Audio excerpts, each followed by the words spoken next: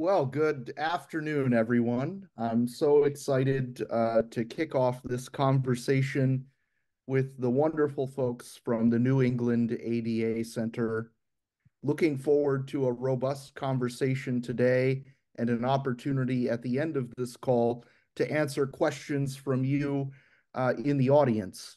I would encourage those if questions do come up in the course of this conversation, I'd like you to add them to the chat.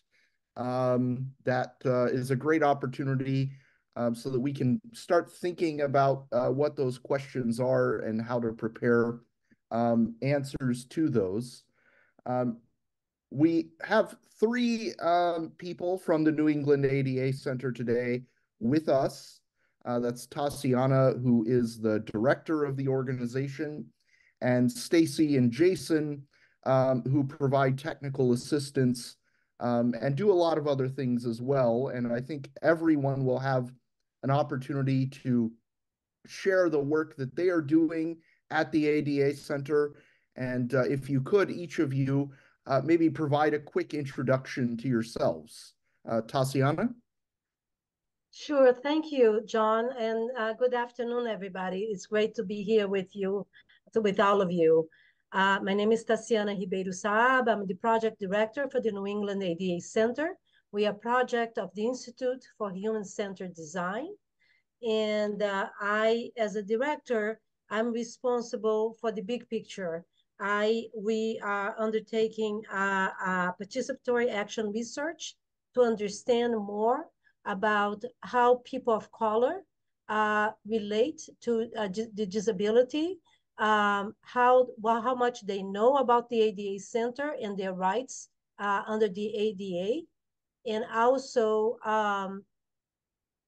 what sources of information that they trust to get information about their civil rights. So this is a 5-year project, and we are on year 3.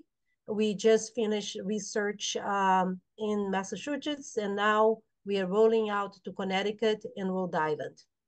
And I will pass it on to Stacy Hart, my colleague.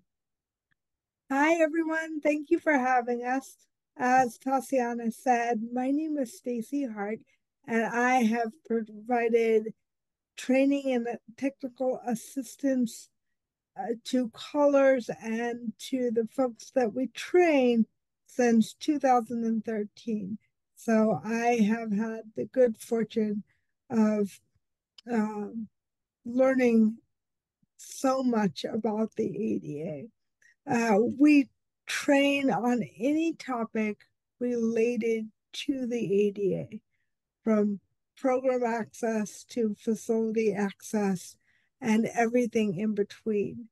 We also work hand in hand with our architects on our nonprofit side of IHCD, and so we provide technical assistance there as well. Jason? Hi, my name is Jason Angel. I, like Stacy, am a technical assistant and have also provided a wide variety of trainings and technical assistance to individuals and organizations with disabilities. And as we'll get into probably shortly, is that whatever we receive on our 800 number, which is 800-949-4232 for everybody, that is integral in us being available for people to come to us with unique problems, unique to their disabilities or challenges or situations or barriers, for us to determine how is it best for their path forward? What are their rights? What are laws apply? That's a good point, Jason. And don't forget, our 800 line is free and confidential. So we're here to support compliance with the ADA and access and inclusion, but we're not going to tattle to the Department of Justice or to the local state agency, the Human Rights Agency. All calls are free and confidential to you. So, Furthermore, with that, if I could just add, is that we're part of one of 10 regional centers. So this 800 number connects those folks in New England with New England area codes to our center. And so for folks on the call, nationwide, you will get your regional ADA center. So for folks out on the West Coast, you'll get either the Pacific or the Northwest ADA center, depending upon where your region is and what your area code is. So very often I'll have a person with a 617 area code living in Florida, but they still take that number with them. It's just the changing geography we've experienced with our telephonic system. So that the reason that I wanted to have this call with you today is because I think that, and I'm sure you would agree, the ADA National Network and the ADA centers that comprise it are a very unknown resource and underutilized as well among members of the community. And as travelers with disabilities on this call, particularly those who are exploring places all across the country, there are oftentimes barriers that people are encountering, and they have a lack of awareness about what their specific rights are under the ADA. I think, obviously there are so many regulations and technical guidelines incorporated into the Americans with Disabilities Act, but yet so few people actually understand what the scope of those regulations are. And here on this call today, we've got three true ADA experts, and that they are advising people and providing information and insight into specifically what those rights, responsibilities, and obligations are for people under the ADA. And I'm hoping that we can, on this call, sort of demystify some of those things, help connect people with various resources so that they can become better advocates for themselves as they explore their own communities and travel to others. So that's really where I would like to begin in speaking with Taciana. We had talked about providing sort of a brief overview of the ADA National Network and the ADA centers that are part of that. And perhaps you could provide some more information into specifically what this all means, what your mission is, and the services that are available to people. And we'll dig into each of those topics a little bit deeper as we go on. You're muted. That's not helpful. So, John, if you'd allow me, I would like to start with defining what is the ADA for Audi callers, because I think most of us are familiar with it, but maybe not everyone.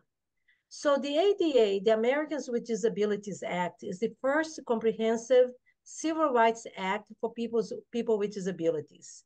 It was passed by Congress and signed into law by President George W. Bush on July 26, 1990. So this year, the ADA will be 34 years old. The ADA protects people with disabilities from discrimination in all aspects of employment, in access to public programs and services such as transportation, in access to public places like businesses, restaurants, stores, hotels, places of entertainment, and other services establishments. And in thinking about the ADA, why is it even, why we need an act to protect the rights of people with disabilities? So the ADA has empowered people with disabilities by banning discrimination on the basis of their disability and by making it possible for them to participate more inclusively in their communities. And even though we have significant changes and improvements since the ADA passed in 1990, people with disabilities continue to encounter barriers that affect their ability to live, work, and play freely in their communities. So with that, I would like to tell you a little bit more about the ADA National Network. The National Network was funded by the National Institute on Disability, Independent Living, and Rehabilitation Research, NIDLR for short, and the network consists of 10 regional ADA centers located throughout the United States and the ADA Knowledge Translation Center, which does national work and publications. Each regional ADA center focuses on its region and on its region's unique needs. This regional focus is critical to ensuring that the ADA National Network services meet the needs of a diversity of populations and stakeholders throughout the country. So the ADA National Network provides information, guidance, and training on how to implement the Americans with Disabilities Act. And the mission is to support it. They do that in order to support the mission of the ADA, that is to assure equality of opportunity, full participation, independent living, and economic self-sufficiency for individuals with disabilities. In terms of how to access the services that the ADA provides, I'm going to tell you again, the 800 number that will connect you with the original center is 1-800-949-4232. So Taciana, and Stacy and Jason can probably come in on this as well. If if I phone up this number, what am I going to get back? What are the folks who answer going to be able to do for me as a disabled person who might have questions about the ADA and or a problem that I've encountered? What sort of response am I going to get after making that call? I'm gonna pass that answer to Jason, because he fields most of our calls here, and he's the expert. Thank you. So essentially, as Stacy mentioned previously, we get a call and all of our calls are confidential. And some people, when they call our centers, they could be frustrated or aggravated or desperate in certain situations. But whatever the case may be, I take the time to listen to what it is that you've encountered.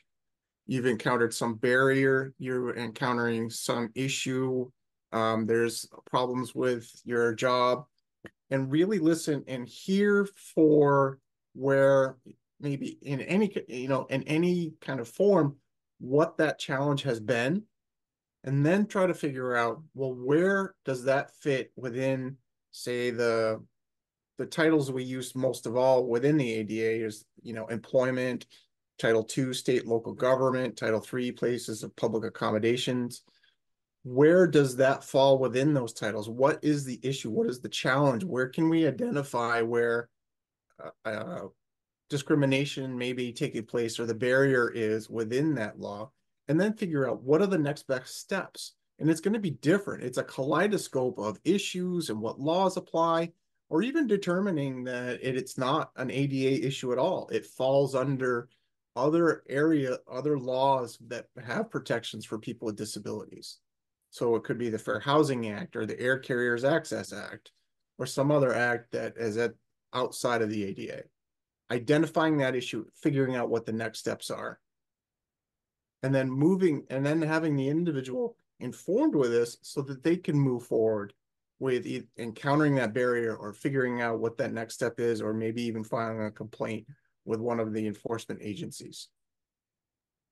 Yeah, Yes, and Jason, if I can complement one thing, we're not an enforcement agency. What we are, we provide technical assistance and information to the public and resources. So it's important for you to understand that we are also not lawyers, but all of us actually in our staff, we within the ADA Center, we identify as being people with disabilities. We have different disabilities, and we have personal experience in navigating those systems that may be a challenge for you at this moment. So we are not enforcers, but we do provide information and technical assistance to municipalities, to builders that might be looking what is the right angle of the ramp that needs to be, what's the current code. So we have architects in our staff that can provide those more technical details that around building codes. We have access to to other agencies that might be the enforcement agencies, and then we will explain to you how to file a complaint, which agency is the appropriate one to go to, because it could be HUD, it could be the housing and urban development, or it could be for fair housing issues. It could be different agencies, the Equal Employment Opportunity Commission for accommodations issues. It could be the Mass Office Against Discrimination or the equivalent one in the state where you live. So it could be a variety of places that we would be sending you next. But it's very, very, I just want people to understand the regional centers, we are not enforcers, but we are a source of information and assistance. And to add to that, that's very often some people will call, say, I want to file a complaint. I've had this issue. And we have to begin from there.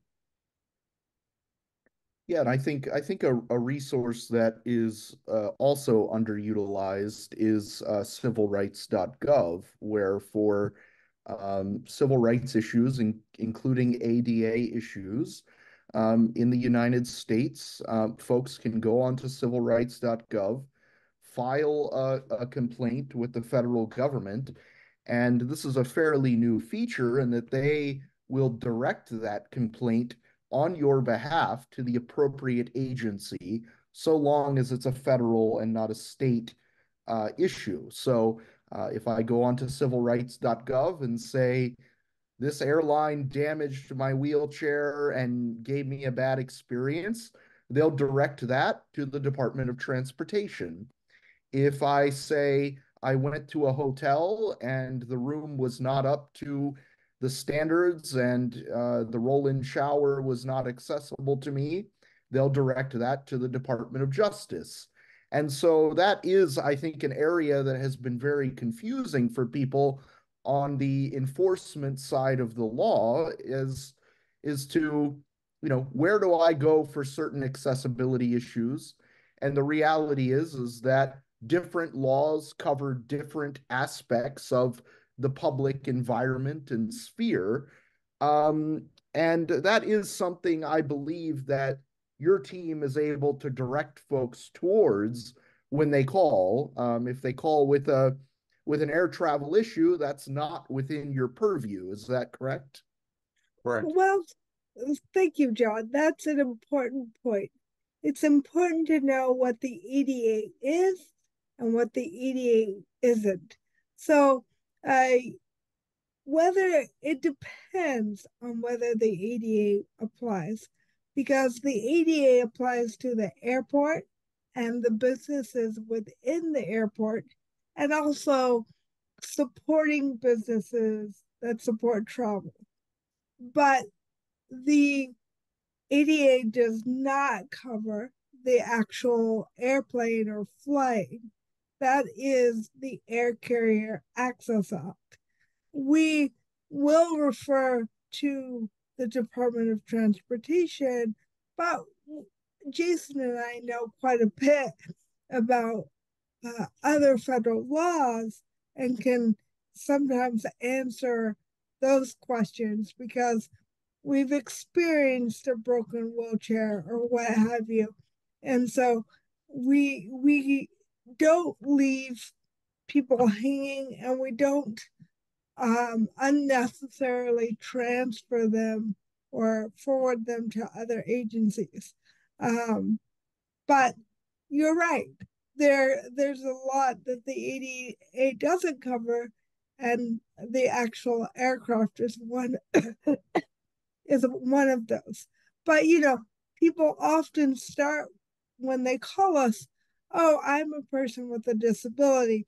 So we have to first figure out what's going on to know whether or not the ADA applies, as Jason said earlier. Also, I think it sounds like a civilrights.gov is a good resource, and that can be very valuable. But I think the value added to our services is that we explain your rights, like what the situation was and where the discrimination or the barrier was that was encountered, so that you're informed as a person with a disability going forward in those situations, not just that you were directed to the Department of Transportation or the EEOC.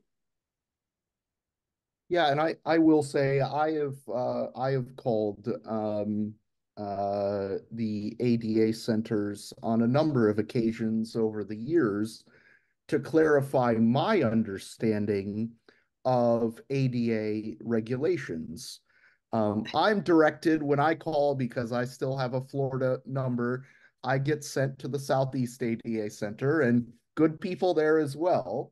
I am curious, and it's a question that I've seen come up a couple of times, is, what, you speak about the, commitment and focus on your particular region of the country here in New England, but you're producing resources that can be accessed by everyone in the country, right?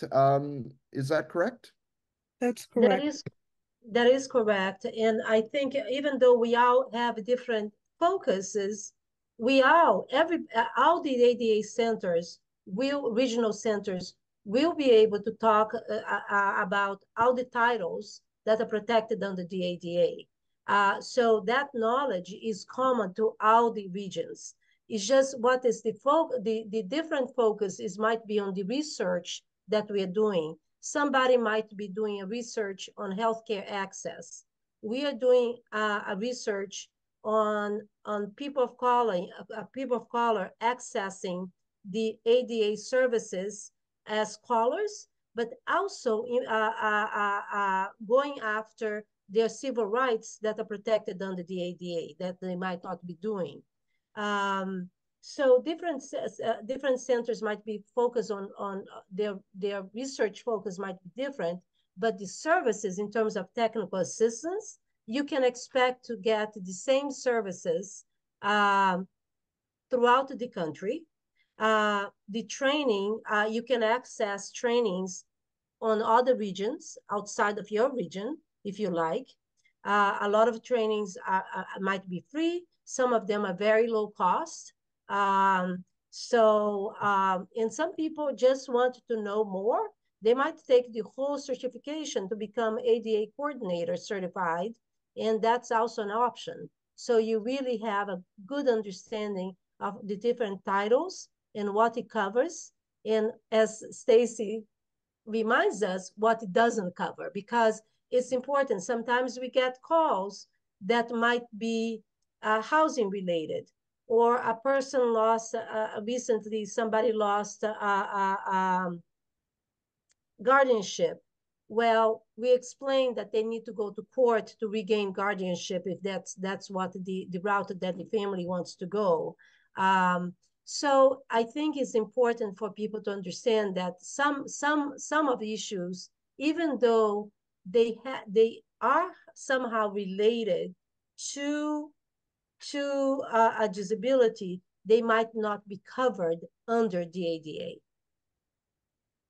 If I could add, it is that so Stacy and I have become deep content expert and knowledge people on the Americans with Disabilities Act. And we are some of a group of people in the other regional ADA centers. So the ADA is national. So when I get a call and the person's Florida based, if it is related to the Americans with Disabilities Act, I can explain that. And I would expect the same when you call the Southeast ADA Center. What makes it more regional specific, along with what Taciana had said, is that we also have awareness of our state building codes within our region. So Stacy and I are very familiar with 521 CMR, which is the Massachusetts accessibility law, regulations, and then international building codes from the other New England states as well. So not only do we understand when we provide guidance, say on a toilet room and its access, that we also understand what the state law implications may be. And that's why sometimes when we get a call, we might refer them, we explain the ADA, and then also, make sure that they check state law or check with their regional center that would likely have that same knowledge of state building codes as well. That's great. And I just want to make a correction. It seems the government has turned off civilrights.gov. So I would recommend going to civilrights.justice.gov. It used to forward. I will post that link in the chat and make that correction when we publish the recording of this. Or if I may, call your regional ADA center. Yes, absolutely. And we have the number. We'll repeat it again. It's 1-800-949-4232. And that number sends you to the ADA center in your respective region automatically. So that phone number works for everyone who is here, assuming you're from the United States. The ADA, unfortunately, does not apply outside of the United States. And that, of course, is a frustration for those of us who are traveling to countries where accessibility may not be as great a priority as it is here in the US. But nonetheless, that number does work for everyone in the USA. If you call from an international number, I'm not sure where it will send you. I've actually had international calls. So maybe they called our direct number, but I have spoken to people not currently in the country.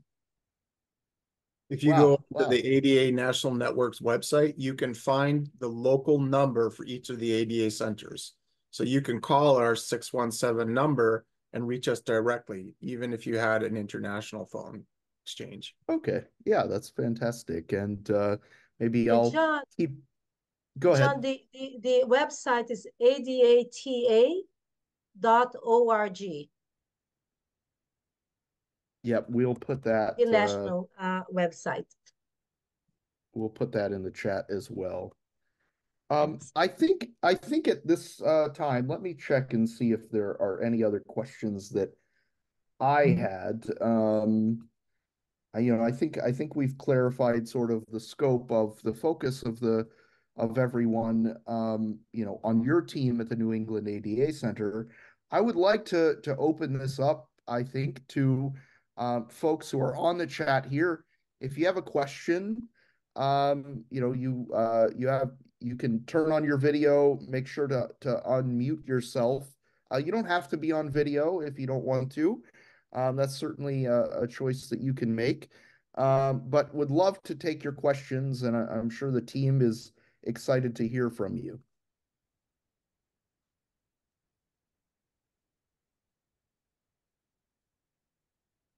I have a question. Hi, Carol. Yeah. Hi, John. I remember meeting you in Savannah. It was a great time. Absolutely. Yeah. So I'm senior travel companion services. So I fly around with people that can't do it by themselves, that have disabilities. And a lot of times that includes seniors with dementia, Parkinson's, other disabilities. And I just wanted to find out, because I've made mistakes about saying how much the ADA covers cognitive disabilities. What's your understanding of what the ADA covers in circumstances? And I think about a situation where a woman was trying to board a plane in Texas and was not allowed because she was slurring her words from aphasia and wasn't able to articulate how she would self-evacuate in case of an emergency. So she was disallowed boarding, and I was called and asked to accompany her to be able to express to the airline that she was able to fly and with a companion. So in that situation, but she could have flown on her own if under other circumstances, I believe also. But I just want to get your response to what is covered by for people with cognitive disabilities, dementia, Alzheimer's, and other things, that especially hidden disabilities. Sure. Stacy is great with statistics, and correct me if I'm wrong, but I believe 85% of disabilities are brain-based or mental health disabilities. So with that in mind, the ADA's definition of disability is purposely built and constructed to be broad so that people with a wide range of physical, sensory, or other cognitive disabilities are protected under the ADA. Now, for the situation you describe, if we're talking on the plane, I'm not positive that that's ADA. I think that could be more of the Air Carriers Access Act. So at the actual sitting on the plane, that's when the Air Carriers Access Act takes place. And even still, there is this recognition that the airlines should provide some level of assistance in boarding and deplaning. And if that was one of the concerns, you know, if that was one of the issues at that time, and I know you had mentioned being able to communicate the ability to evacuate. That is something that would be part of the assistance that they provide in that case. Stacy, did you have anything else to add? No, I agree. Both the ADA and the Air Carrier Access Act would cover people with cognitive disabilities. What that could look like is really dependent on the situation, but I've never been asked as a person with a disability how I'm going to evacuate or evacuate a plane during an emergency. It sounds like there's a potential violation of the Air Carrier Access Act, and she could pursue that filing a complaint. Okay. Yes, Okay, with the Department of Transportation. Yes, Terry. Okay. I have two friends who cannot speak, okay, because of an accident and a brain damage. And so they carry these with them so that they can do word to voice communication with the people that they're dealing with on the planes, etc. And that has been tremendously valuable to them. But I've never been denied boarding because of my disability. Okay, I'm an electrical wheelchair. I have certain airlines I prefer, and I have to accept that I'll be, maybe first on and last off, etc. Sure. Yeah, I think Carol, my quick reading on that would be that a violation did occur. There's no expectation that a passenger need be verbal in order to fly. That's certainly not a requirement. And I certainly would recommend that passenger take it up with the DOT. Too much time may have passed. I'm not sure how long ago this occurred. It may be too long ago for them to actually investigate, but the idea around all of our access laws, including the ADA and the Air Carrier Access Act, is to permit people with disabilities to be as independent as possible to the extent of their disability will allow. And that has always been my focus, and one of the reasons why I think enforcement is so critical. Because if we have instances where people's ability to self-determine, their lifestyle and travel choices, anytime that is brought into question, what is on the other side of that does not look good for our independence and choice and freedom. One of the things I've run into at airports is because I'm obviously disabled,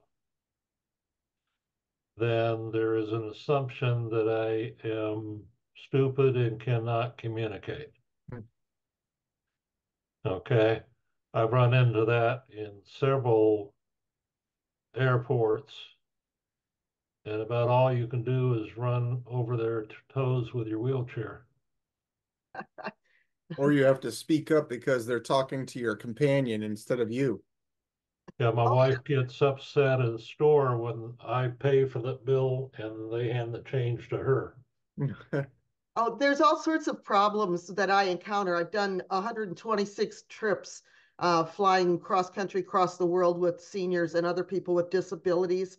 And we use the sunflower lanyards. I know most of you know about this, that show that you have some kind of hidden disability that the TSA and others are getting trained in. But I was on a national TV show a few months ago and they asked me, does the ADA cover dementia? And I wasn't 100% sure. And I waffled and I finally said yes. And then I got some response back from even people in the organization I'm on this committee about the sunflower saying, no, it doesn't. So I believe that there's a lot of confusion about that. No, there is, this is, no, the ADA covers, how the ADA defines disability is if you have a disability, if it affects one or more areas of your life, like your daily life. So in terms of dementia, it might affect your thinking and might affect your recalling information. So it definitely is covered under the ADA and under the definition of ADA for disability. The ADA also covers a host of hidden disabilities, you know, mental health, substance use disorders. This is a more recent one that was added to the list. But yeah, anything that affects your ability to perform activities of daily living, that includes thinking, talking, hearing, climbing stairs, reaching, walking. There's so many of them, right? So anything that affects one major life activity is defined as a disability and is covered under the ADA. So now you can say with a confidence that dementia is included in that. Absolutely. We Can call those I? non-apparent disabilities, and there's a wide range of non-apparent disabilities.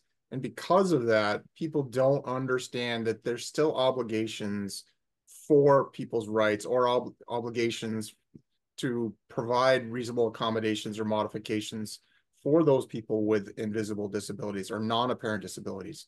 People on the spectrum, people with autism or different forms of autism are also people similar to those with dementia that just people don't recognize those as Absolutely. disabilities.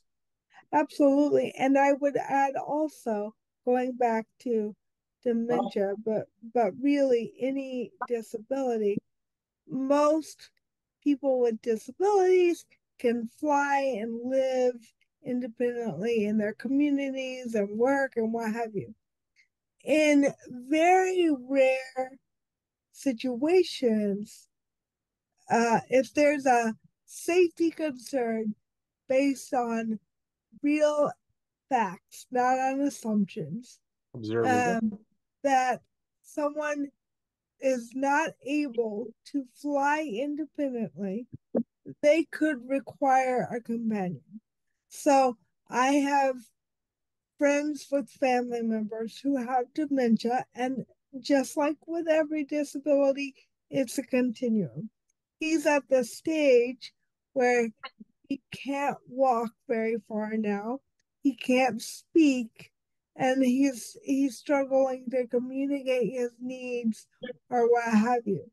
At that point, depending on where the person is in their Alzheimer's or dementia journey, it may rise to the level of what we call direct threat, safety issue for self and others, and they could require a companion. But again, that's a very rare situation. you can't look at a person with a disability, again, most are non-apparent, or see that there are different social norms that the person Which vehicle we're taking? isn't, yes. Sorry, go ahead. Yeah.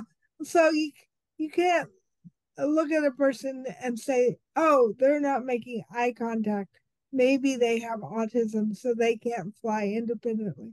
Or a person processes information differently. Oh, they can't fly. So you can't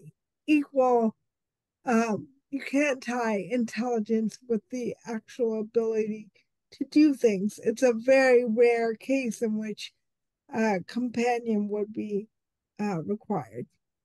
And I would also like to add to that, without getting too deep in the weeds on air travel, which is not under the ADA. But you know, when an airline, and I may have written about this before, and if I haven't, I will. But if an airline insists that you take along a companion and you disagree with their determination, that companion is obliged, or the airline is obliged, to provide free transportation to that companion. It's one of the only examples in America where a carer, in that sense, or a personal care assistant, would receive complimentary transportation.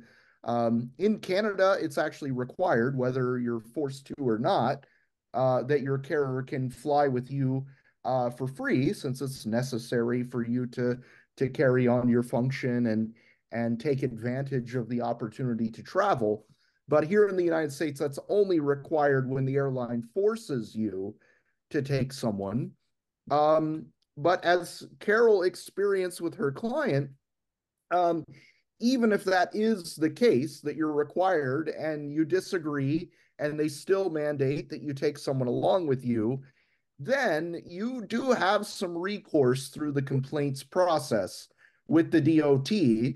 And hopefully, you know, if the airline did something wrong in denying you the right to travel independently, they will put that on the record in a determination that the airline violated your rights. This, I will say, at least, I hear a lot of issues from people about air travel. I get emails and messages all the time. That really is really rare for someone to be denied travel, even if they're nonverbal. So when I hear about it, I really am surprised, but I don't question the fact that airlines do overstep their bounds on occasion. Um, Maybe more than on occasion. But yeah. So, are there any other questions out there? I want to ask a question that's not airline specific. Yes, Terry. So I can tell you the two airlines that have kicked people with disabilities off out of Florida. But it's the impression I'm getting right now is that you can aid us in code and compliance issues in reference to the ADA type aspects and those type of actions. But in terms of localized issues, and it can, I'll say like transportation in a van or that type of thing, you can't, and get those type of services, try and get disability transportation within the city, you can't help us in that particular area. You know, there are So, VIA, a company called VIA and that type of thing, but you can't trust them for timing and picking you up. paratransit. Well, so we get a number of transportation related calls, both from people with disabilities, but also we have relationships with public transportation authorities. And so when they have questions, they will call us as well. And then we also do a lot of access work. with our local transportation organizations. So if you mean if you live outside of public transportation and paratransit, I've done searches for people to provide other look for other accessible transportation options, but it becomes very thin very quickly. Okay. So the other thing is modification of housing. Like I'm in a independent living facility in San Antonio. Okay, but boy, do I have to align my wheelchair to get through the doors without scraping them. Of course, I am a wide body. So it gets in this interpretation of what is ADA accessible in your particular housing environment. Now, I've had a group that's very helpful with me here, but I get in the double hinged doors, for example, stuff like that. If you look behind me, you can see what happens when I run into my closet doors with my wheelchair. Okay. Well, I mean, that's a great situation that we get often, is that people similar to your situation are trying to figure out, access within some sort of residential unit. And so it does take understanding, is this a privately owned unit, or is it a business that's private that has no association with any federal funding or state and local government funding? And then what does that mean? Are they open to the public? Is it, somebody's just, puts out a for rent sign? And so really breaking down that situation is part of what we do, so that we can say, well, that's Fair Housing Act or that's ADA. But either way, no matter which one it is, there are some accessible design standards in which that facility needed to comply, whether it's Fair Housing Design Manual, whether it's the 2010 ADA standards for accessible design, whether it was the Texas building codes and whatever access they So have underneath we that. could call facilities like that. Of course. But I want to add to that that certain dwellings, like if it's a house of a rental house, a private owned, one family up to four families, they may be exempt to providing accessibility, just because of the cost of providing an accessibility in that case, right? So I own a three family house that is not accessible, but would put an undue burden on me to make that unit accessible. There are things that could be done in the state of Massachusetts, and I think most of the states, they have funds that can assist you in making your housing accessible. It could be as simple as installing our stair lift, or maybe a ramp might be appropriate in certain dwellings. It really is case by case. But if it's a larger building, more than 4 units, they have an obligation under the ADA to provide accessibility, and that is better covered, I think, by the municipality calling the ADA coordinator for San Antonio, explaining the situation and seeing what are the codes that you covered, because you live in a facility, right?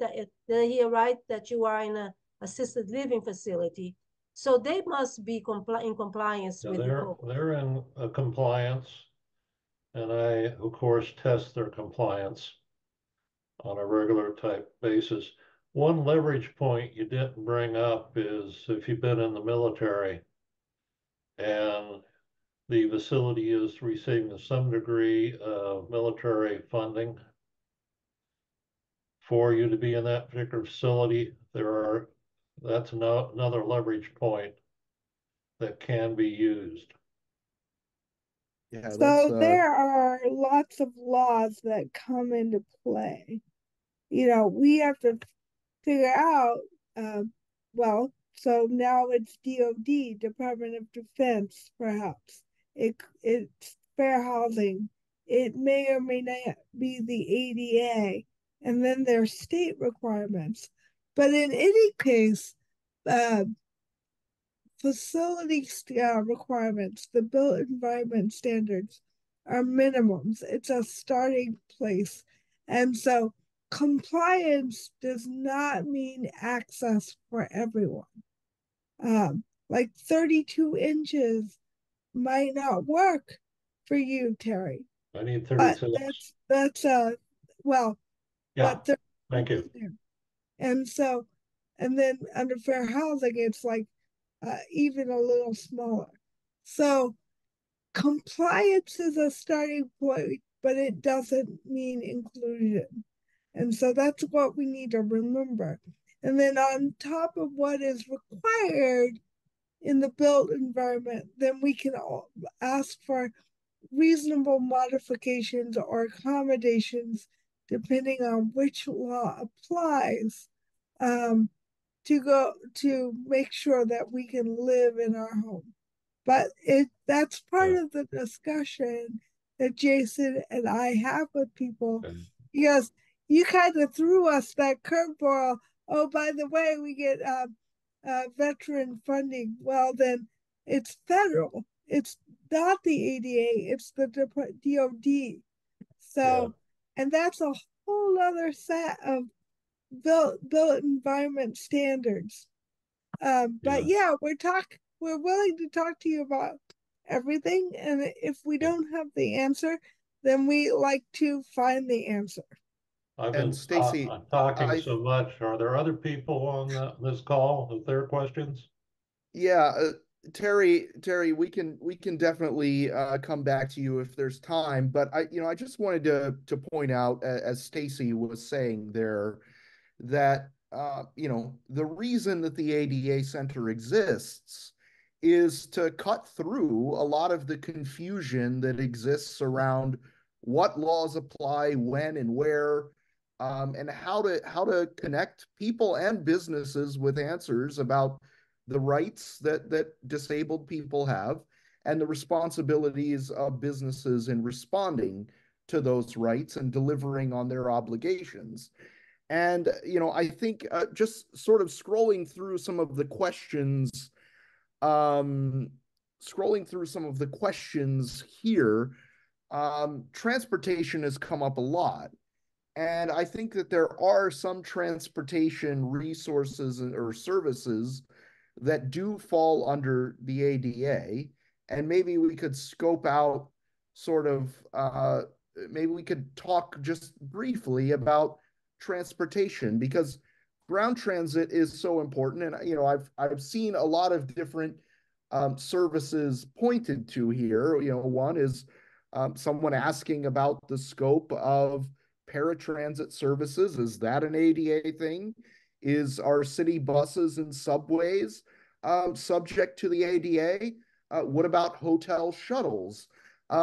Could Stacy, could you or Jason provide a little insight into where does the ADA apply when it comes to transportation? Jason, do you want to take a stab at it?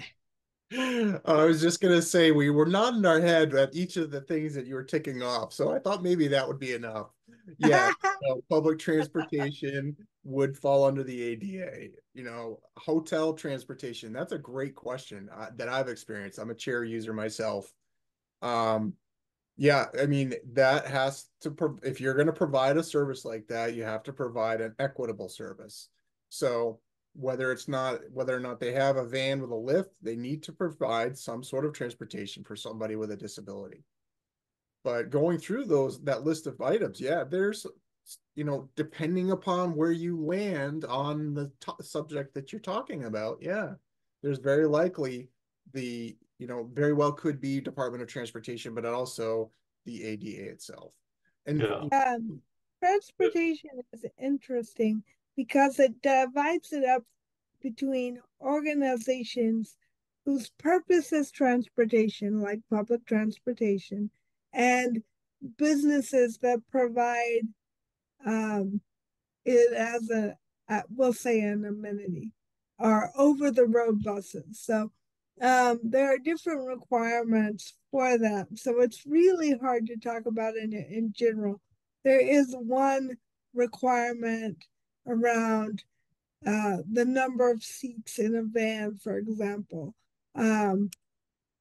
So beyond saying, yes, the ADA applies to almost all forms of transportation, except for airlines, I would hate to delve into that more Yeah, generally. yeah, If I could we don't make want to. one comment here. If the hotel states to me that they have accessible transportation and when I arrive, it's not available, okay, or some other excuse, it's not working, which Marriott has been really good on. I have insisted that they find accessible transportation and provide it to me to get to the hotel, and they pay for it. I've Yeah, been very Terry, successful in that. I've been writing about hotel shuttles for a long time and have done a very deep dive. I also know that it's something that the Justice Department has looked at before and is continuing to look at. So if you've had negative experiences with hotel shuttles, send those in to Yeah, civilrights.justice.gov as a complaint. I know the Justice Department would love to take a look at that. yeah, Um, and so that's very important. You have a right if a hotel has a shuttle service, they've got to have either an accessible vehicle or an equivalent alternative.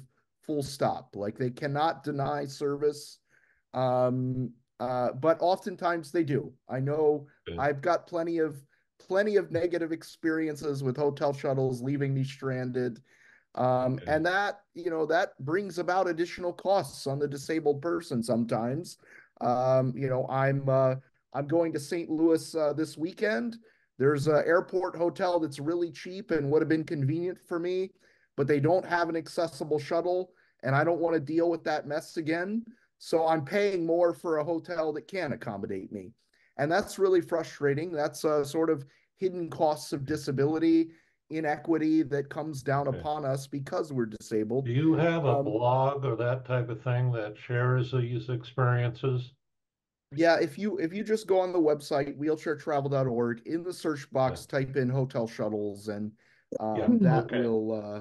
that will bring up all that I've written on that topic, which is Thank you, pretty sir. I've got it's to leave you yeah, now. absolutely. We've got maybe time for one more question from the audience before we shut down here. Does anyone else out there have a question that they would like to ask?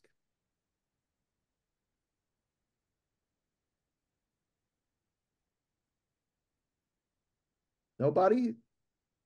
One last I'd like chance. to, I'll ask a question. Hi, So Wendy. once, hi there, how are you? In full disclosure, I'm a retired lawyer and I also do ADA consulting. But one question or one thing that didn't come up is once you file an ADA complaint, what happens? What can you expect to happen? And what do you think possible recourse might be? Great question. So I was thinking about this when we were talking about, what does it mean when we file a complaint? When we get some of these calls, and I've had some people call me while they were in an airport lounge, hoping that I was going to resolve the situation over the phone. And that's not the case. And the same thing can be said for filing a complaint. These processes take a long time. They're not going to fix the immediacy that some people have in some of the situations they're in. And so these are intended to help prevent this kind of discrimination. So they're laying the groundwork for somebody else not experiencing something similar in the future. So if I'm not mistaken, it will depend on what agency and their process for handling a complaint. Lots of times there's an intake process and then a follow-up to then determine whether or not they're going to take the situation and move it on to the next investigation stage, after which they make a determination and then a settlement agreement may result. depending upon what agency that complaint is filed with.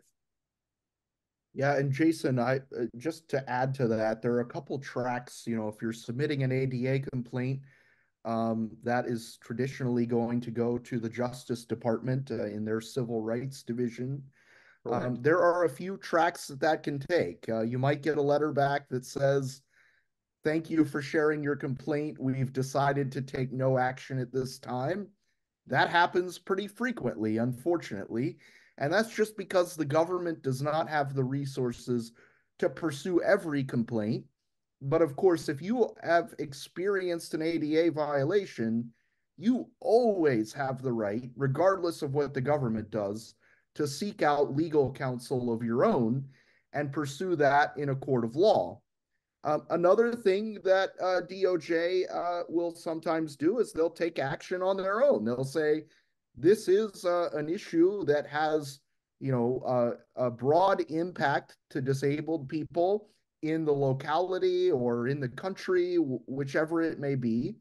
And we are going to perform a detailed investigation and pursue legal action against this business or entity.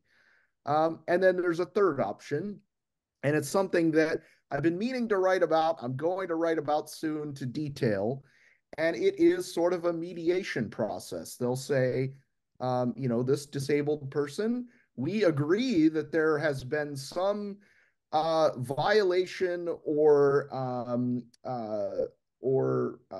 experience that is negative and has had a negative impact on that individual. And we think that maybe by getting the parties together, we might be able to come to some sort of agreement that could, reduce the harm that occurred or rectify that harm. I just went through this recently. Unfortunately, it's not really binding, but you sign an NDA of sorts to keep the actual mediation itself and the discussions that occurred private. It's not an NDA in a traditional sense. If I break it, I'm not going to get sued. It's just sort of a gentleman's agreement that occurs through that process. But what is great about getting sent to mediation is that it's particularly useful if you've encountered some sort of financial cost to the inaccessibility that you encountered. You might be able to get something back from that. That might be the result of the mediation. And also, the government, the Department of Justice, finances that on your behalf. So there's a cost to have a mediation. Courts, if you're involved in a lawsuit and you decide to go to mediation, you've got to pay for the mediator. And that's usually, I imagine, charged on an hourly rate.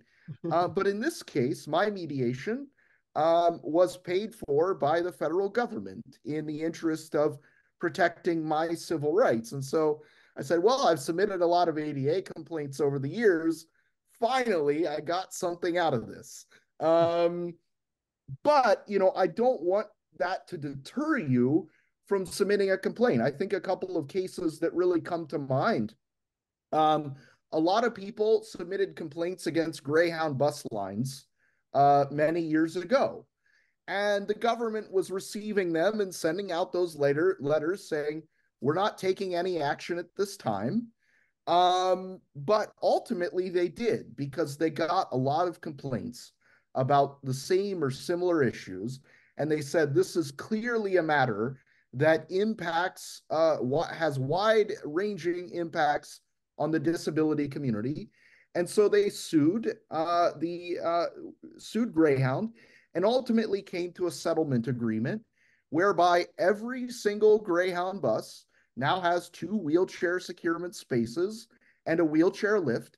And that's a negotiated agreement based off of the complaints that people were filing.